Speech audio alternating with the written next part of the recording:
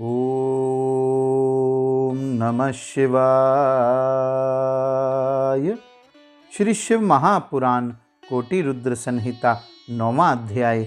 ऋषिगण बोले, हे सूत जी, हे महाभाग, आप परम शैव हैं, अतः आप धन्य हैं। हे विभो, वह चंडाली कौन थी, उसकी कथा कहिए। सूत जी बोले, हे ब्राह्मणों, सुनने वालों की भक्ति को बढ़ाने वाली तथा शिव के प्रभाव से मिश्रित उस अत्यंत अद्भुत कथा को आप लोग भक्ति पूर्वक सुनिए। वह चंडाली पूर्व जन्म में सभी लक्षणों से समन्वित तथा चंद्रमा के समान मुख वाली सौमिनी नामक ब्राह्मण कन्या थी। हे द्विजो, सौमिनी के युवती हो जाने पर उसके पिता ने किसी ब्राह्मण पुत्र से विधि पूर्वक उसका विवाह संपन्न कर दिया।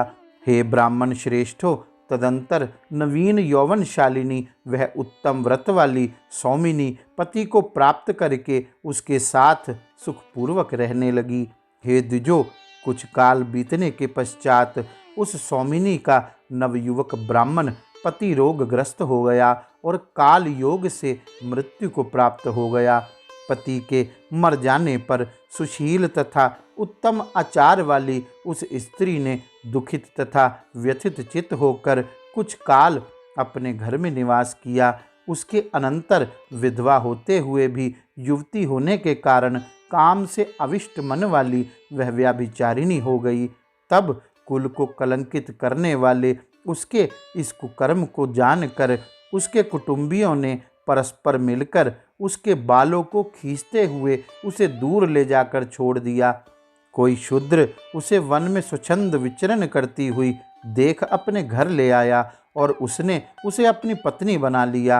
अब वह प्रतिदिन मांस का भोजन करती, मदिरा पीती और व्यभिचार निरत रहती।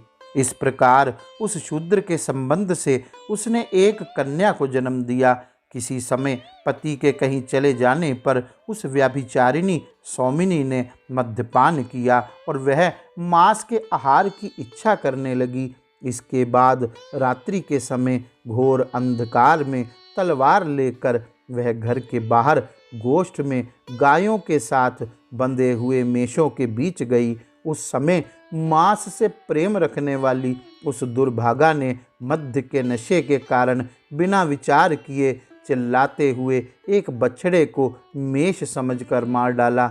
मरे हुए उस पशु को घर लाकर बाद में उसे बछड़ा जानकर वह स्त्री भयभीत हो गई और किसी पुण्य कर्म से पश्चाताप पूर्वक शिव शिव ऐसा उच्चारण करने लगी। क्षण भर में शिवजी का ध्यान करके मांस के आहार की इच्छा वाली उसने उस बछड़े को ही काट कर अभिलाषित भोजन कर लिया। हे द्विजो, इस प्रकार बहुत सा समय बीतने के पश्चात वह सौमिनी काल के वशीभूत हो गई और यमलोक चली गई।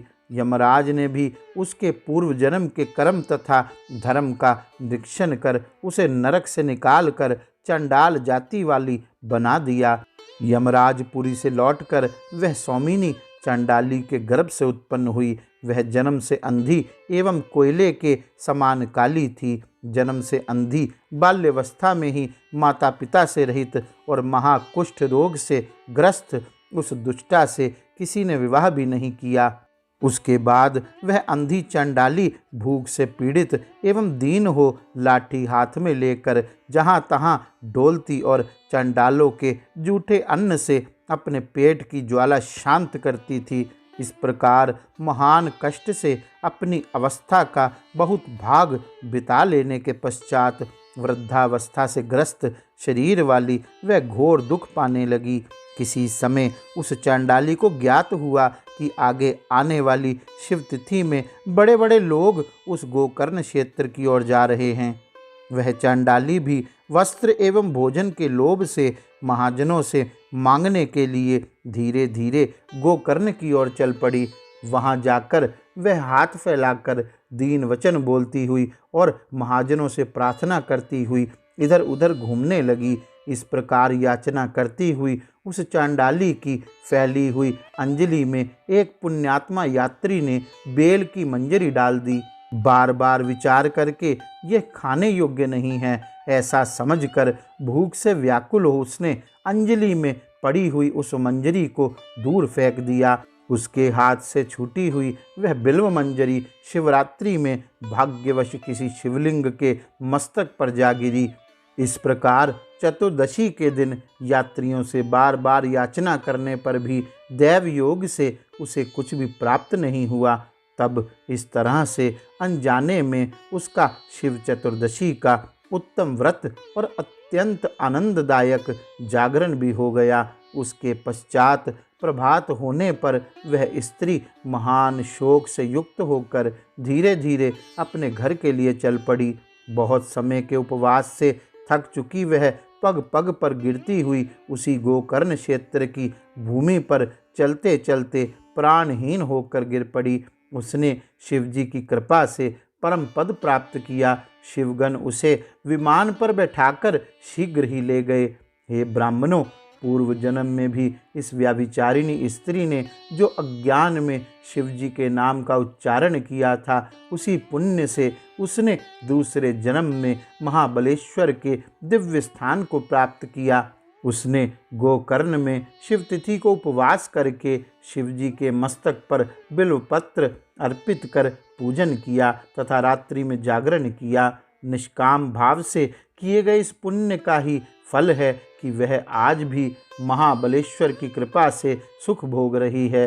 हे ब्राह्मणों, शिवजी का इस प्रकार का महाबलेश्वर नामक महालिंग शीघ्र ही सभी पापों को नष्ट करने वाला तथा परमानंद प्रदान करने वाला है। हे ब्राह्मणों, इस प्रकार मैंने महाबलेश्वर नामक उत्तम शिवलिंग के परम महात्म्य का वर्णन आप लोगों से किया। अब मैं उसके अन्य अद्भुत महात्म्य को भी कह रहा हूँ, जिसके सुनने मात्र से शीघ्र ही शिवजी के प्रति भक्ति उत्पन्न होती है।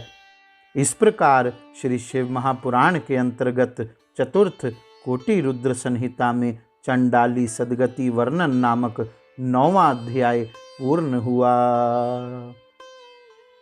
गौरी शंकर भगवान की जय। ओम नमः शिवाय।